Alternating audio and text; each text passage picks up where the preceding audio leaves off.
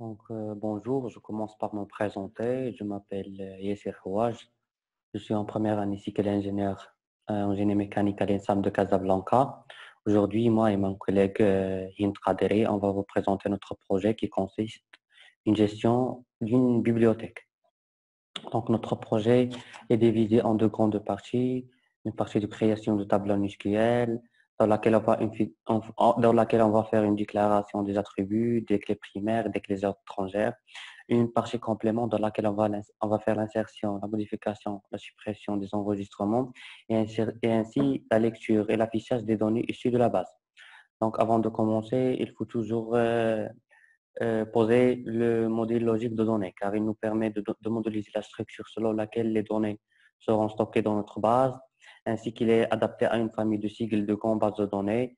Et puis, il utilise le formalisme graphique MERIS. Donc, ici, on va utiliser ce modèle logique de données dans lequel il y a les tables suivantes: livres, étudiants, gestionnaire, empreintes, commentaires et commandes. Donc, premièrement, création des tables en SQL. Donc, dans notre exemple, il y a deux types de tables. Donc, des tables contenant seulement des clés primaires et des tables contenant des clés primaires ainsi que des clés étrangères.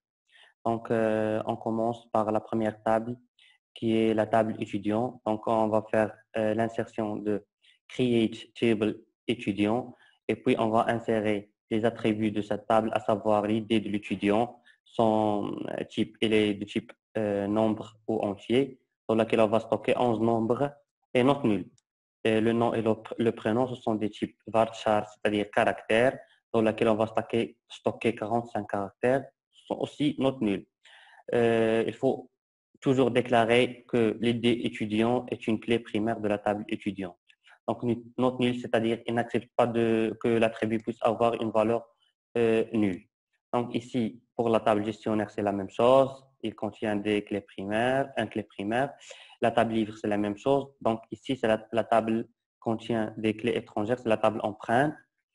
Dans cette table, il faut seulement déclarer que l'idée livre et l'idée étudiant sont des clés étrangères du table livre et étudiant, c'est-à-dire references to livre and étudiant. References qui appartient à la table livre et étudiant, sans oublier qu'il existe des attributs de type date.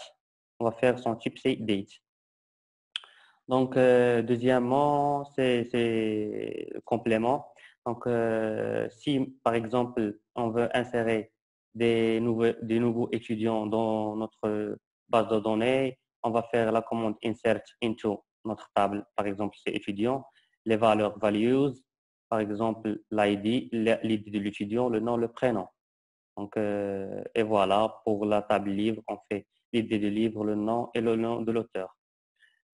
Si par exemple on veut supprimer ces insertions qu'on a fait, on va utiliser la commande delete from la table avec la condition where. Donc par exemple, on a ici, on a inséré l'étudiant Yessir Houas, on va le supprimer, donc on va faire delete from la table étudiant dans laquelle Yessir Houas est inséré avec le nom, avec la condition nom et Houas, ou bien prénom et Yessir.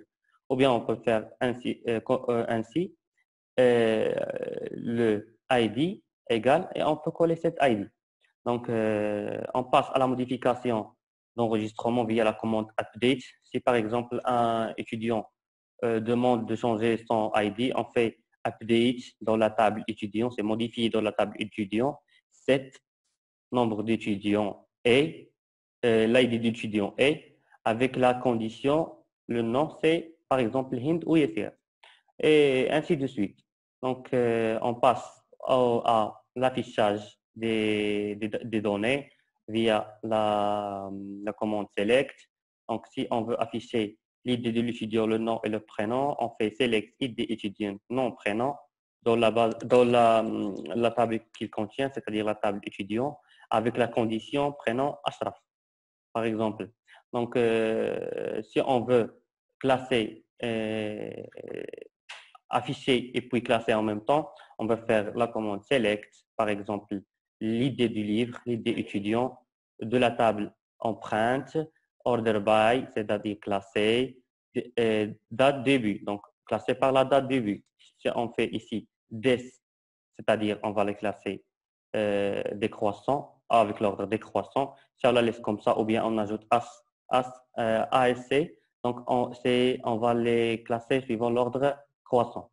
Et voilà, je vous laisse avec mon collègue Hind Qadiri pour continuer la simulation sur Oracle.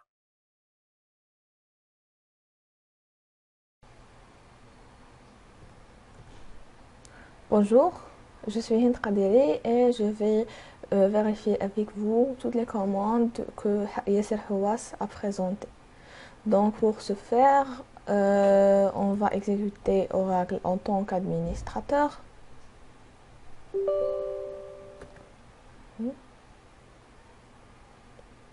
Premièrement, on tape la commande SQL+. On entre le nom d'utilisateur c'est système et le mot de passe c'est test. Voilà, nous sommes connectés. Maintenant, on importe le fichier où on a tout le code par la commande @f1, edf1. Maintenant qu'il est importé, on le ferme. On l'exécute par la commande @f1.